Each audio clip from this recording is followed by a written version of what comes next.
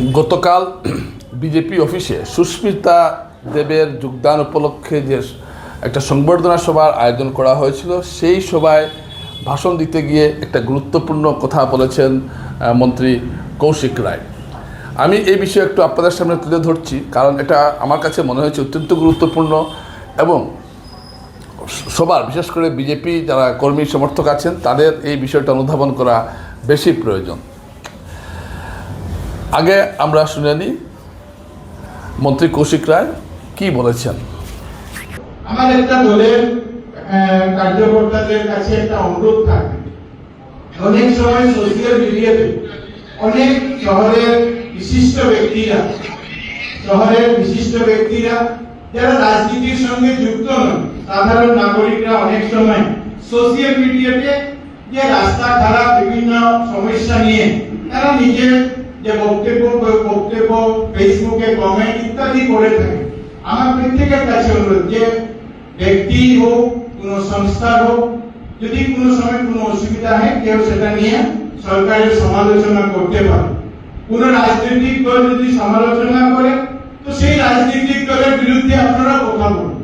যদি কোনো রাজনৈতিক দল কথা বলে সেই রাজনৈতিক দলকে তাদের আয়না তাদেরকে দেখিয়ে দিন। কিন্তু যদি কোনো অরাজনৈতিক ব্যক্তি, অরাজনৈতিক সংগঠন যদি কোনো মন্তব্য নিয়ে রাস্তা খারাপ আছে মুখ করে, তাদের সঙ্গে যাতে ফেসবুকে আমরা তর্কাতর্কি না করি, তাদের সঙ্গে যাতে আমরা এরকম না বলি যে আগে কি ছিল এখন কি, তাদের সঙ্গে না, সাধারণ মানুষের সঙ্গে যাতে আমরা সোশ্যাল মিডিয়ার মাধ্যমে কোনো যোগাযোগে লিপ্ত না। কিন্তু রাজনৈতিক দল, রাজনৈতিক ব্যক্তিত্বরা যদি এটা নিয়ে কিছু বলেন, তাদের সঙ্গে আপনারা সোশ্যাল মিডিয়াতে লড়াই করুন, সেটা নিয়ে কোনো আপত্তি নেই। কিন্তু যাতে সাধারণ ব্যক্তিরা, বিশিষ্ট নাগরিকরা, বুদ্ধিজীবীরা যখন বলবেন, অরাজনৈতিক ব্যক্তিরা যখন বলবেন ঠিক আছে এই সমস্যা আছে, আমরা সমাধান করার আমরা চেষ্টা করব। এবং আমরা আপনাদেরকে বলতে চাই যে অনেকে কাজ আছে ক্রিটিসিজম করা, সেটাকে আমরা আটকাতে পারবো না। রাস্তা কেউ বলছেন পিডব্লিউডি কে দিলে ভালো হবে, কেউ বলেছেন যে পিডব্লিউডি কে দিলে আরো বেশি খারাপ। আপনারা শুনলেন মন্ত্রীর কথাটা। মন্ত্রী এখানে বলতে চাইছেন যে বিভিন্ন সমস্যা নিয়ে যখন শহরের বিশিষ্ট নাগরিকরা বা কোনো ব্যক্তি যখন কোনো পোস্ট করেন, তখন সেই পোস্টে গিয়ে বিজেপি কর্মীরা যাতে না বলেন যে আপনি এখন বলছেন কংগ্রেস আমলে কী ছিল, এই ধরনের প্রশ্ন যাতে না করেন, বা যারা পোস্ট করছেন তাদেরকে কোনো আক্রমণ না করার কথা তিনি বলেছেন। তবে হ্যাঁ, বিরোধী রাজনৈতিক দলের যদি কেউ পুনঃ পোস্ট করেন, ধরুন কংগ্রেসের কেউ করলেন যে এই রাঙ্গিরখালের রাস্তা খারাপ বা অমুক রাস্তা খারাপ, তখন তাদেরকে বলা উচিত বা আয়না দেখানো উচিত যে আপনাদের সময় তো রাস্তা আরও খারাপ ছিল, হ্যাঁ, তো আপনারা এখন কি বলছেন। তো এই কথাটা কৌশিক রায় বলছেন এবং আমার কাছে একটা গুরুত্বপূর্ণ কেন মনে হয়েছে, আমি নিজেও অনুভব করেছি এই কথাটা। আমি যখন একটা সমস্যা দেখলাম, পোস্ট করতাম যখন আগে, বা এখন এরকম কথা শুনি না, তখন অনেকে আমাকে বলতেন হ্যাঁ আমি নাকি কংগ্রেসের দালাল, তো আমি নাকি বিজেপিকে, শাসক দলকে বেকায়দায় ফেলছি, এইসব কথা বলতেন। তো এতে কি হয়, মানে ধরুন আপনি রাস্তা নিয়ে একটা কথা বললেন, বাজার খারাপ রাস্তা বা যানজটের কোনো সমস্যা নিয়ে আপনি বললেন, সঙ্গে সঙ্গে আপনাকে বলবে আপনি কংগ্রেসের দালাল।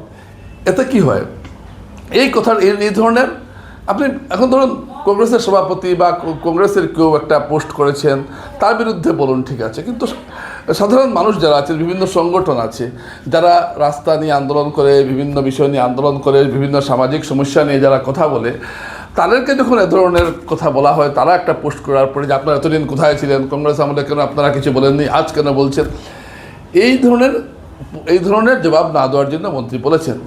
এটা আমার কাছে অত্যন্ত ভালো মনে হয়েছে, কারণ এতে কি হবে, এতে সমস্যাগুলো সামনে আসবে। একটা সমস্যা তুলে ধরা বা সমস্যার কথা বলা মানে কিন্তু সরকারের বিরোধিতা নয়। একটা ধরুন একটা রাস্তা হচ্ছে, সরকারি রাস্তার জন্য 100 কোটি টাকা দিয়েছে, সেই রাস্তা যদি দুর্নীতি হয়, এটার ক্ষতিটা কার হবে? সরকারের হবে। সরকারের ক্ষতি হওয়া মানে জনগণের ক্ষতি হওয়া। তো আমি যদি এখন রাস্তাটায় দুর্নীতি হচ্ছে, আমি যদি প্রতিবাদ করি বা বলি যে না এখানে দুর্নীতি হচ্ছে, আমি কি সরকার বিরোধী হয়ে গেলাম? সরকারের বিভিন্ন প্রকল্প বাস্তবায়ন করতে যে বাধাগুলো আসবে, সেই বাধাগুলোকে তুলে ধরা অর্থটা কি এটাই হলো যে আমি সরকার বিরোধী হয়ে গেলাম বা আমি কংগ্রেসই হয়ে গেলাম, কংগ্রেসের দালাল হয়ে গেলাম? আবার আরেকটা কথা, এখানে কিন্তু কংগ্রেস যারা করেন বা বিরোধী দল যারা করেন তাদেরও একটা কথা মনে রাখতে হবে, কোনো বিষয় যদি আপনাদের পছন্দ না হয় তাহলেই, বা কোনো যদি সংগঠন বলে যে বিষয়টা আপনাদের পছন্দ হচ্ছে না, সঙ্গে সঙ্গে সে তাকে গুদি মিডিয়া, বিজেপির দালাল এসব বলাটাও কিন্তু ঠিক নয়। আপনি একদলকে অন্ধভক্ত বলছেন আর নিজেরা উল্টো দিকে অন্ধভক্তি দেখাচ্ছেন, অযৌক্তিক কথা বলছেন, এটা হয় না। নিজের দোষটা স্বীকার করার ক্ষমতা থাকতে হবে। তাই কৌশিক রায়ের এই মন্তব্যটা অত্যন্ত তাৎপর্যপূর্ণ মনে হয়েছে আমার কাছে।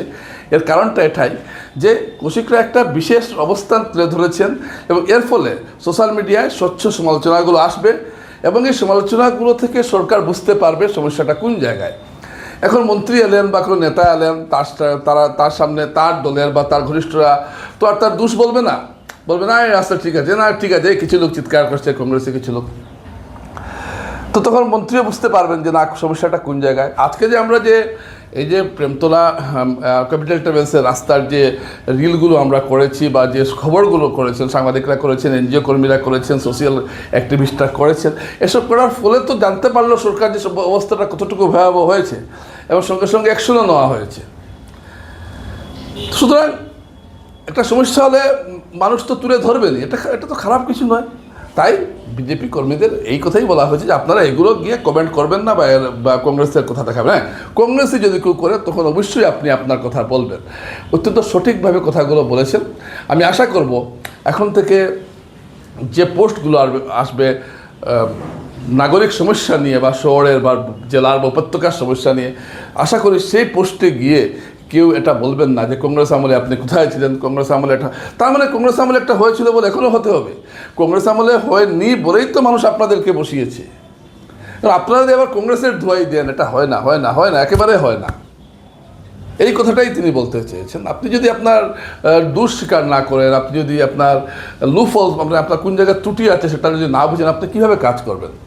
এমন তো কথা নয়, সরকার মানে মহামানব নয় তো, যেন কোনো ভুল চুল হবে না, হতেই পারে, বা কোনো মন্ত্রী তিনি ভুল করবেন না, করতেই পারে। এটা তো সমালোচনা হবে, ঠিক করবেন সমালোচনা। এই যে মেহেরপুরের রাস্তা যানজটটা এক নিমিষে সমাধান হয়ে গেল, কীভাবে হলো? সদিচ্ছা থাকতে হবে। সদিচ্ছা থাকলে এই যে ক্যাপিটাল টু রাঙ্গিখাড়ির যেটা রাস্তাটা, এটারও সমাধান হয়ে যাবে।